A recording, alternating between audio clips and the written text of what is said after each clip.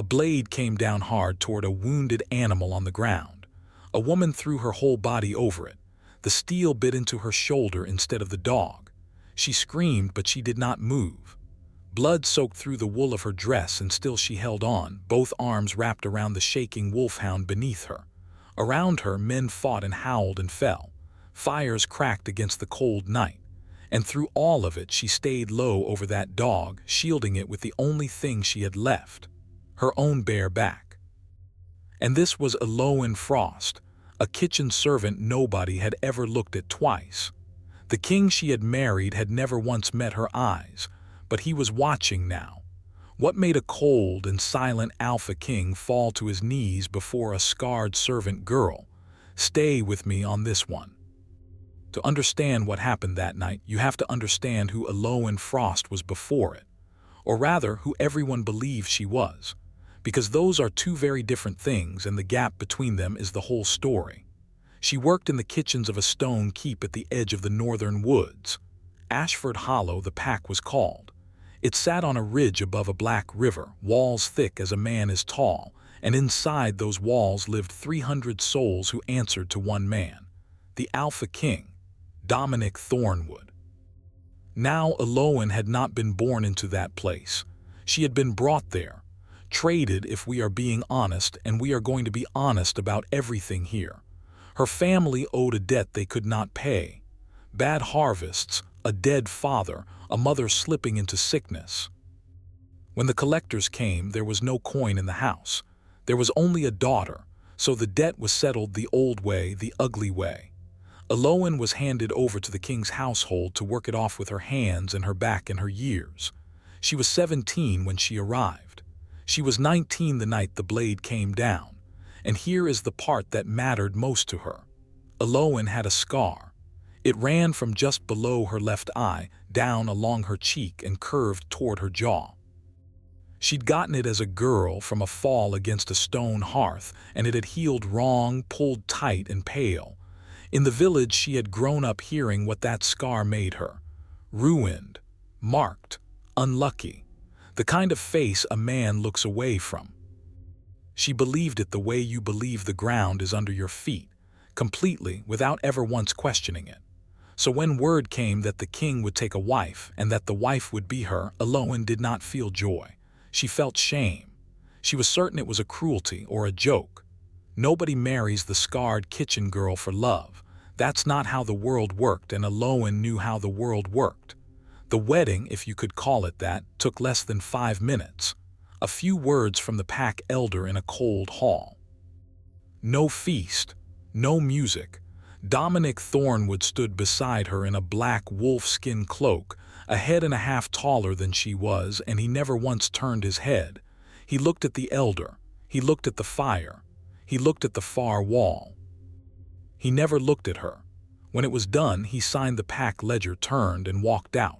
And Elowen went back to the kitchens to scrub the pots, still in her wedding dress, which was really just her cleanest work dress. That was their marriage. She slept in a small room off the pantry. He slept in the high keep. Weeks would pass and she would not see him at all, and when she did, from across a courtyard or down a long hall, he would look through her like she was made of glass. Believe me, she noticed every second of it. Now here's the thing about Dominic Thornwood. The pack feared him. He was the biggest man in Ashford Hollow, built like the stone walls he lived behind, with a jaw like an anvil and eyes the color of river ice. He had become alpha at 23 after his father died in a border war, and he had held the pack together through 3 hard winters and 2 failed raids. He did not laugh. He did not drink at the long table. He did not, as far as anyone could tell, feel much of anything. They called him the Cold King behind his back, and some of them to his face, and he never flinched at it. What none of them knew, what Elowen least of all could have guessed, was why Dominic Thornwood never looked her in the eye. But we'll get to that, because it's the heart of everything. For now, understand the shape of Elowen's days. She rose before the sun. She hauled water, split kindling, plucked birds, scoured iron. The other servants were not cruel to her, but they were not warm either. She was the king's wife, technically, and that made her strange to them, above them and beneath them all at once. So mostly she was alone, and in that aloneness she found the one creature in all of Ashford Hollow who did not care about her scar, the wolfhound, Bracken. He was Dominic's dog, an enormous gray beast, gone gray around the muzzle, one ear torn from some old fight. He was too slow to hunt anymore and too proud to lie by the fire, so he wandered the keep. And one cold morning he wandered into the kitchen and put his heavy head in Aloin's lap while she peeled roots. She gave him a scrap of meat. He came back the next morning, and the morning after that. Soon Bracken was hers, or she was his, and the two of them were the loneliest pair in the whole pack, the ignored wife and the useless dog, keeping each other company in the gray hours before dawn. She talked to him about everything, her mother, her fears, the way the king looked through her. Bracken listened the way dogs do, which is to say completely, without ever once mentioning her face. That was Aloin's life. Small, quiet, and lonely. She expected nothing more from it. And she might have lived out all her years that way, a shadow in the kitchens, if the harvest moon had not brought fire and steel to the walls of Ashford Hollow. Because a rival pack was coming, and they were coming for the king. The harvest moon came up huge and orange over the Black River, and the whole pack gathered in the courtyard for the old feast. It was the one night of the year even the cold king came down among his people. There were fires and roasting meat, and the elders told the old stories, and for a few hours Ashford Hollow felt almost warm. Aloin watched from the edge, near the kitchen door, with Bracken leaning against her leg. She could see Dominic at the high table, still and silent as always, a stone in a river of noise. And even from across the courtyard she felt that old ache, watching the man she was bound to who could not stand to look at her. Then Bracken lifted his head. His whole body went stiff. And a low growl started up in his chest, the kind of sound you feel in your own ribs. A heartbeat later, the first arrow came out of the dark and buried itself in the shoulder of a man 3 feet from the king. Then the walls seemed to come alive with them, dark shapes pouring over the top, dropping into the courtyard, blades already swinging. The raiders had come in silence, and now they came in a flood. The pack of the Ironville, led by a monster named Verk Drost, who had wanted Ashford Hollow and its river and its walls for years. They had waited for the one night the whole pack would be gathered and drunk and unguarded, and they had planned it well. The courtyard turned to chaos in seconds. Fires kicked over, sparks flying, screaming, the clash of steel.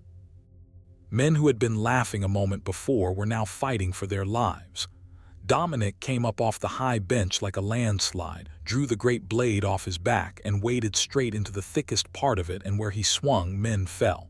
He was terrible to see. The cold king in his element at last, but there were too many of them. This was no raid for cattle. This was a killing blow aimed at the heart. Aloin should have run. Every sane person was running back into the keep, down into the cellars. She grabbed Bracken's collar to pull him inside, but the old dog would not go. He was straining toward the fight, toward his master, and before she could stop him, he tore loose and bolted into the courtyard. Bracken, no, she screamed, and she went after him. Of course she went after him. He was the only thing in the world that loved her.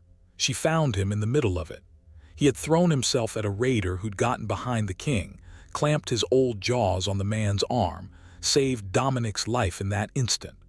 But the man's companion turned and drove a blade into Bracken's side, and the dog went down with a sound Aloin would hear in her sleep for the rest of her life.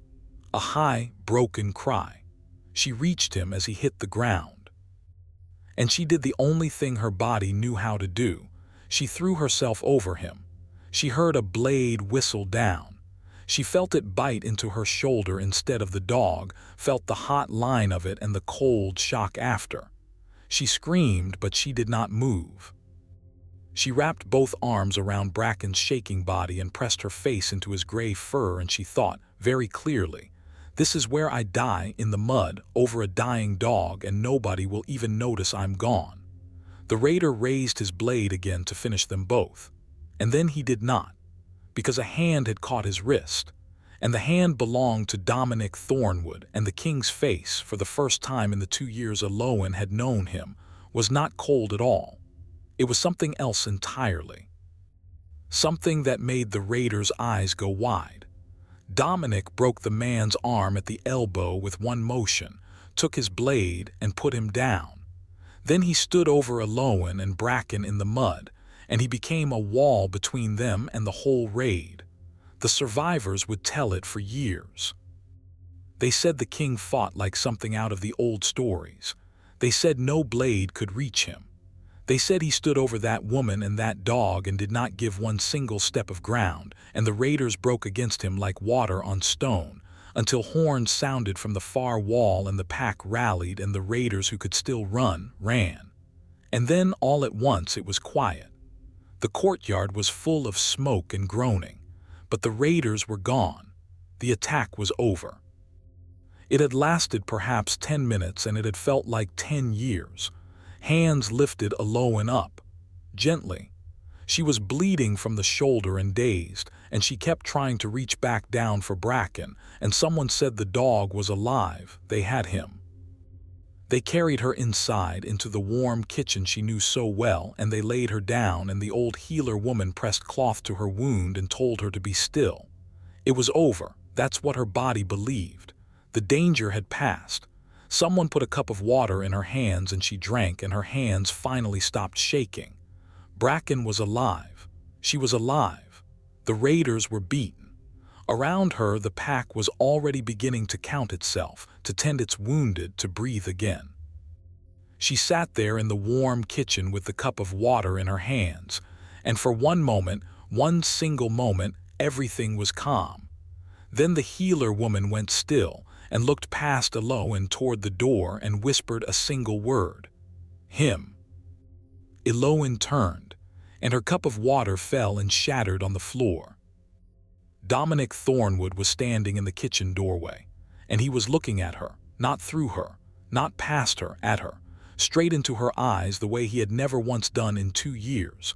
The whole kitchen had gone silent, and every servant had pressed back against the walls because the cold king had never in living memory set foot in the kitchens. But that wasn't the thing that turned the night. Here's the thing that turned the night.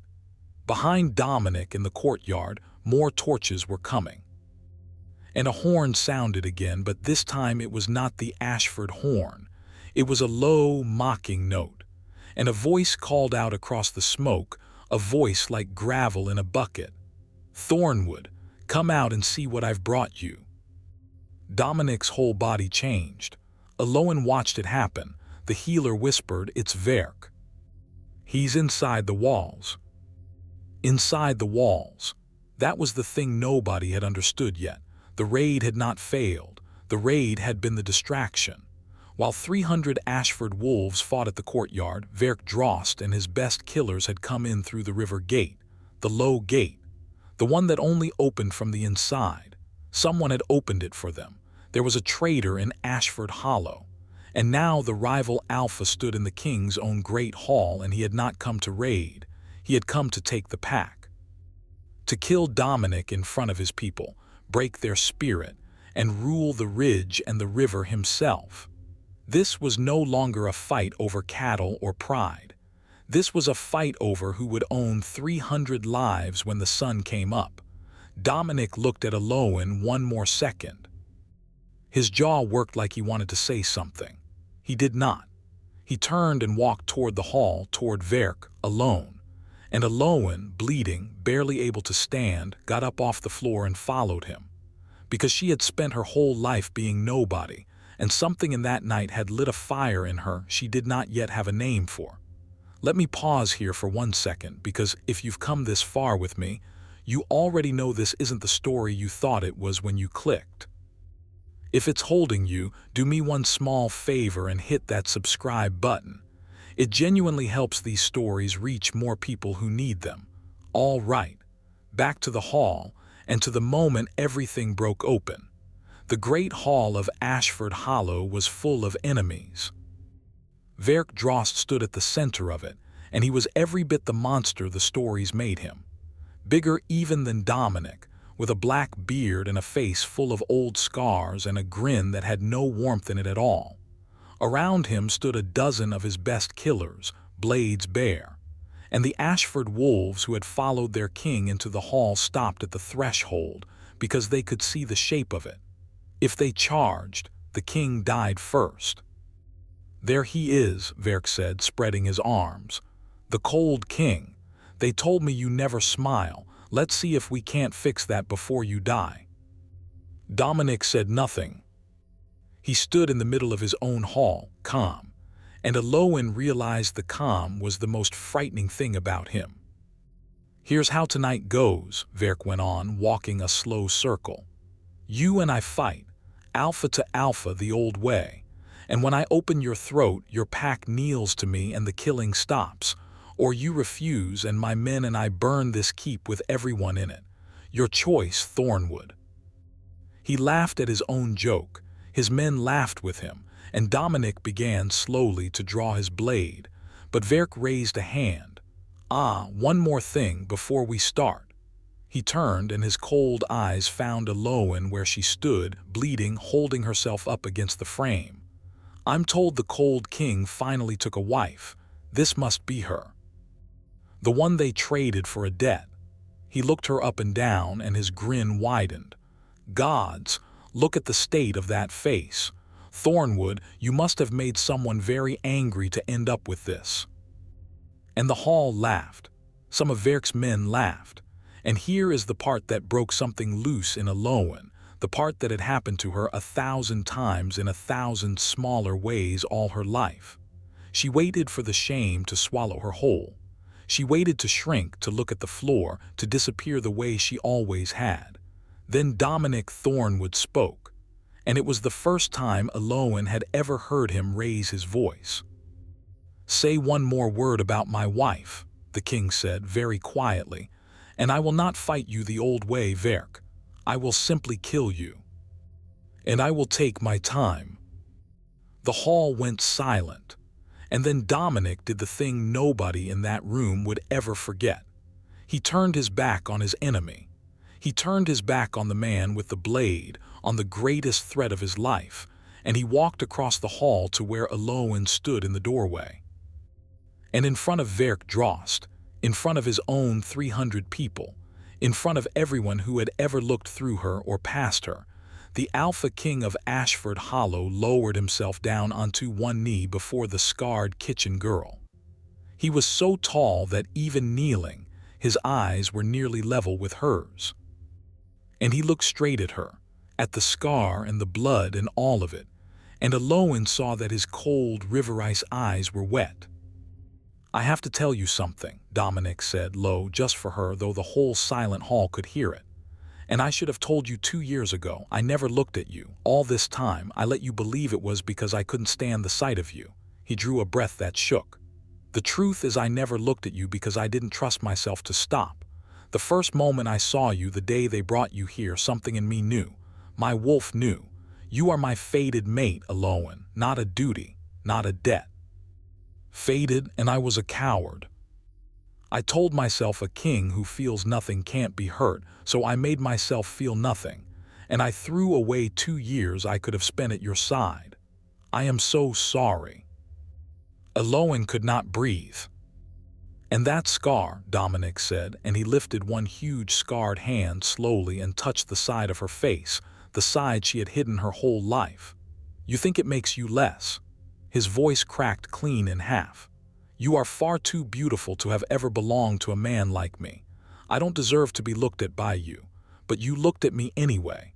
You threw your body over my dog and took a blade meant for something of mine, and you didn't even know if I'd ever thank you. That's the most beautiful thing I have seen in my life." And the whole hall waited. And Verk Drost waited, forgotten behind them, his grin gone. Aloin Frost stood there with the king of Ashford Hollow kneeling before her, and slowly she lifted her chin.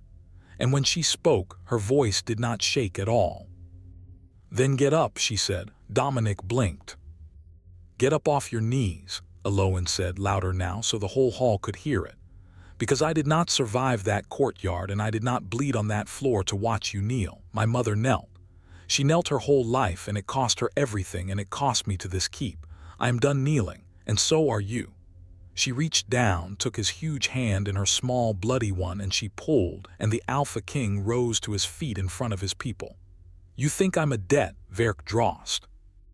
You think I'm a kitchen girl. She stepped past Dominic. She walked, bleeding, into the center of the hall, and she turned to face the monster and all his blades, and she pulled back the collar of her ruined dress to show a mark on her collarbone that Dominic had never seen, and Verk went pale to see. A pale silver mark, shaped like a running hound, that she'd been born with and hidden all her life under high collars, because in her village, a mark like that had been one more reason to call her cursed. That's the mark of the Frostwatch line, said the old healer woman from the doorway in a voice full of wonder. I thought they were all dead, the old wardens of the river, the pack that held this ridge before any Thornwood or any Drost. Their blood runs the walls. The walls answer to them. Now here's what almost nobody in that hall knew, but the oldest ones did. Ashford Hollow was old, older than the packs that fought over it, and the old keeps were built with a kind of bond in the stone, a ward, and the ward answered to one bloodline, the Frostwatch. It had been quiet for 100 years because the last of that blood was thought long gone, traded away, scattered, lost to debt and famine. Not lost, standing in the middle of the great hall with a blade wound in her shoulder. Elowen did not fully understand it herself, but she felt it wake. She put her bloody hand flat against the great cold stone of the hall's central pillar, the way something older than her memory told her to, and she said the only word that rose up in her, an old word, a Frostwatch word she had never been taught and somehow always known. And the keep answered. The doors of the great hall slammed shut on their own, sealing Verk's killers inside. The torches flared white. And every Ironville wolf in that hall felt the stone itself turn against them, felt the ancient ward that had let their kind be tolerated as guests now named them as invaders. The traitor who had opened the river gate, a bitter old steward named Halloran, was flung back against the wall by nothing anyone could see, pinned and shouting. And Verk Drost's monstrous confidence drained right out of his scarred face, because he understood, too late, that he had brought his war to the one keep in all the north that could not be taken by any wolf who was not welcome in it. Now, said Elowen Frost, and her voice filled the whole hall, you came to take a pack, fight for it. What followed was not really a battle. It was a reckoning. Dominic Thornwood and Verk Drost fought alpha to alpha, the old way, in the center of the sealed hall. But it was not the fight Verk had planned. He had planned to kill a cold, hollow man with nothing left to fight for. Instead, he faced a man who had just gotten back the only thing he'd ever wanted, and who would have torn the world apart before he let it be taken again. They came together like two landslides. Verk was bigger and he was vicious, and for a while it was even. He caught Dominic across the ribs and drew blood. He drove him back toward the pillar. He grinned that cold grin and thought he had him. But Dominic Thornwood was not fighting alone anymore, and that was the thing Verk never understood. Every time the king faltered, he looked up and found Elowen's eyes across the hall, steady on his, never once looking away. And her steadiness poured into him like fire into cold iron. The fated bond, the old ones would say. When a true mate stands unafraid, an alpha cannot fall. Whatever it was, Dominic rose from every blow stronger than he'd taken it, and in the end it was quick. Verk overreached, going for the killing thrust, so certain, so proud. Dominic turned inside it, took the blade across his forearm rather than his heart, and drove his own blade home. The monster of the Ironville went down onto the stone of a hall that had never once welcomed him, and he did not get up. The killers who had followed him threw down their weapons, Trapped inside the sealed hall, cut off, their alpha dead, there was nothing else for them to do. And the doors opened again only when Aloin laid her hand on the stone and let them. It was over. This time, truly. The sun came up gray and cold over Ashford Hollow, the way it always did, but nothing else was the same. They buried their dead on the ridge above the Black River, and there were too many of them, and the whole pack stood in the cold wind while the elders sang the old songs. Verk was buried too, apart without songs, because Dominic said that even an enemy goes into the ground and the hate does not have to follow him there. His killers were sent home over the mountains, disarmed with a message. Ashford Hollow is awake again. Do not come back. The traitor Halloran wept and begged, and told them he had done it because he'd been passed over, because he'd served the old king and been forgotten by the new one, because bitterness had eaten him hollow over long, cold years. Dominic listened to all of it. Then he sent the old man away, exiled but alive, out past the walls into the woods. Killing him won't give back what he took, the king said quietly. And I made him. I let a man serve me 20 years and never once saw him. I know exactly what that costs. He looked at Aloin when he said it, and she took his hand. Bracken lived. That was the thing Aloin cared about most in those first raw days. The old wolfhound had lost a great deal of blood, and for 2 nights he lay by the kitchen fire and did not move, and Aloin did not leave his side, her own wounded shoulder bound and aching. She slept on the floor with her hand on his gray flank, feeling for the rise and fall of it. And on the 3rd morning, the old dog opened his eyes and lifted his head and put it in her lap, the way he had the very first day, and Aloin wept into his fur, and this time they were not lonely tears at all. Dominic found them there like that. He came into the kitchen, the king in the kitchen, which no one thought strange anymore, and he lowered himself down onto the floor beside his wife and his dog, this enormous man folding himself into the small, warm space where Aloin had spent 2 lonely years. And he did not tower over her, and he did not look through her. He sat with her on the stone floor at her level, and he stayed. I don't know how to do this, he admitted low. Any of it. I spent so long making myself into something that couldn't feel. I'm not sure how to be a man who does. You knelt in front of your whole pack for me, Aloin said. I think you'll manage. He almost smiled. She was learning in those days that he almost smiled quite a lot, once you knew where to look for it. The cold king had never been cold at all. He had only been afraid, the way she had been afraid, both of them so certain they were unworthy of the one thing they wanted, both of them so practiced at looking away. The pack did not quite know what to make of their queen at first, but that changed faster than anyone expected, because Aloin did not become a distant lady in the high keep. She stayed in the kitchens as much as the hall. She knew every servant's name because she had scrubbed beside them. When the winter came hard that year, it was Aloin who made sure the Low families had wood and grain, Aloin who sat with the sick, Aloin whose hand on the old stone kept the walls warm and the wards awake. The pack came to love her the way you love someone who has been one of you. And the mark on her collarbone, the running hound she had hidden her whole life in shame, became the thing they pointed to with pride. The Frostwatch Queen, the one who woke the walls, and her scar. Here is the truth about her scar, and it is the truth this whole story was always walking toward. It never faded. It never healed pretty. It stayed exactly what it was. What changed was Aloin. She stopped hiding it. She stopped turning the left side of her face away from people. Because a king had knelt in front of 300 souls and called it the most beautiful thing he'd seen, and slowly, in a way that took months and then years, she began to believe the ugliness had never been in her face at all. It had been in the way the world had taught her to look at herself. And once she stopped looking at herself that way, she found she couldn't stop looking at everything else. Her husband's eyes, which never looked away from her again.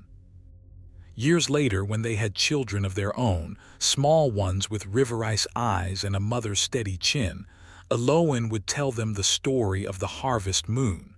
And they always wanted the same part, the part where the king knelt, but Eloin always told them the other part mattered more, not the kneeling, the standing up. He told me I was far too beautiful for him, she'd say, with the old gray ghost of Bracken's grandpapa asleep at her feet by the same kitchen fire. And do you know what I did? I told him to get up off his knees, because love isn't one person looking up at another. It's two people who were both taught they were nothing, deciding to stand next to each other anyway, and never looking away again. And that, in the end, is the whole of it. A woman threw her body over a dying dog because she thought she had nothing else to give. And in doing it, she showed a frightened king and a whole frightened pack, and most of all her own frightened self, exactly what she had been worth the entire time. She just had to lift her chin to see it. Tightened to 5,014 words, from 5,373. The hook and closing paragraphs are untouched.